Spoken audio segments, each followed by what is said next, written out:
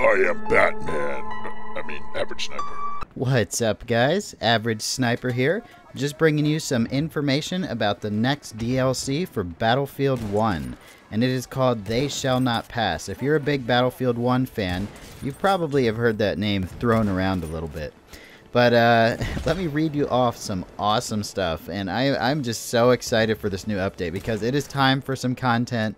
You know, there's not very much content in the game right now, and it's going to be so awesome to see some new stuff. So let's check it out. Alright, the first thing we're going to see is 4 new maps, which is pretty much standard in every DLC for Battlefield. The first map looks like a burning forest, and it's called Verdun Heights, and it says in the description, the opening barrage of the Battle of Verdun created massive forest fires in which players will fight for domination. This is an uphill battle towards the massive fortress of Verdun, a constant grinding struggle where the artillery never stops, where the forge and the Devil's Anvil continues to consume even the bravest combatants. That sounds crazy. It sounds, the uphill battle reminds me of Monte Grappa. I don't know about all that. And then the next one, I hope I'm saying this right, is Fort Val. The first big engagement inside a fort during World War I takes place in the dark underworld of Fort Val. Oh god. Oh god, this sounds like Operation Locker from Battlefield 4. Down in the maze of dark galleries and whetstone corridors, Operation Locker, French and Germans fight ferociously with grenades, guns, bayonets, and flamethrowers. Watch your corners. Yeah, I think that's going to be Operation Locker. Then we have, I hope I'm saying this right, Soissons. S-O-I-S-S-O-N-S.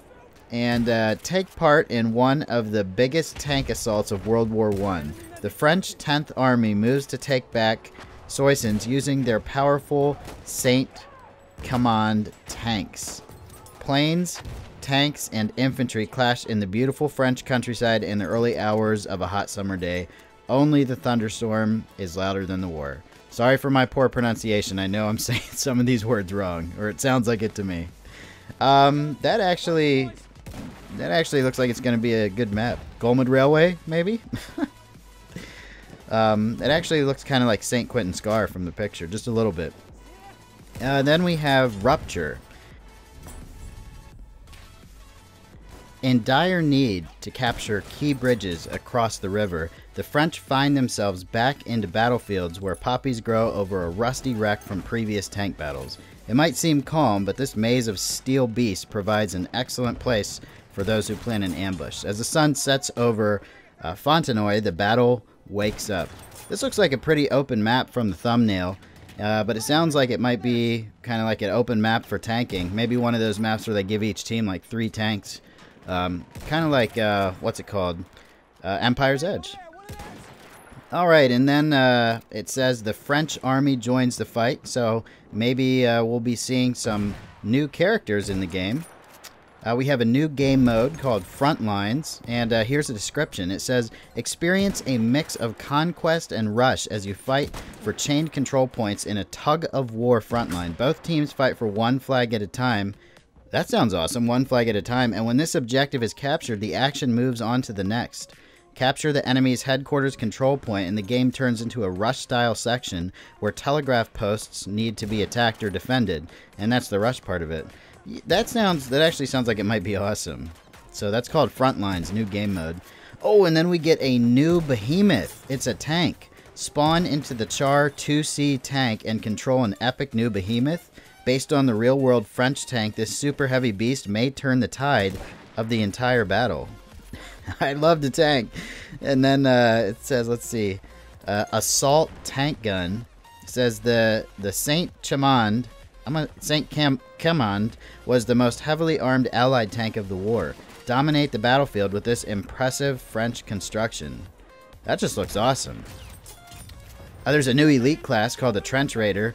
It says use the melee skills of the new elite class, the Trench Raider, with the brutal Raider Club and impressive grenade arsenal. You will be a terrifying sight.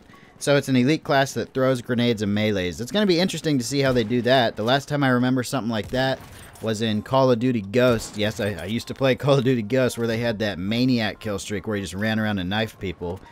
I wonder how much health he has to have to do that. Maybe he'll have more health than the other elite soldiers. I don't know. New stationary weapon. Oh, that's interesting. Similar to a field gun, the siege howitzer can be operated by an infantry player. This new stationary weapon is operated through indirect aiming and firing in the same vein as mortars and artillery in vehicles. That's pretty cool. Hope it's not too OP. And then obviously if you have the Battlefield 1 Premium Pass, you will get this early. And it's supposed to come out in March of 2017. So I can't wait for that, guys. It sounds awesome. And I think there's a new update that's supposed to come out in February, too. Not sure if they're going to add some new guns in that update or not. I'll have to do a little research and check that out. But I haven't heard anything so far. So I hope you guys enjoyed this video. I don't usually make informative videos, but this DLC looks like it's going to be pretty awesome. So I will see you guys on the battlefield. And, oh yeah, real quick, if you're interested in watching streams, there will be one today at 5:30 p.m. Eastern Standard Time on YouTube. And I also stream to Twitch on the weekends. My Twitch ID is I'm Average Sniper, all one word. So feel free to look me up, and I'll see you guys on the battlefield or in the stream. Later.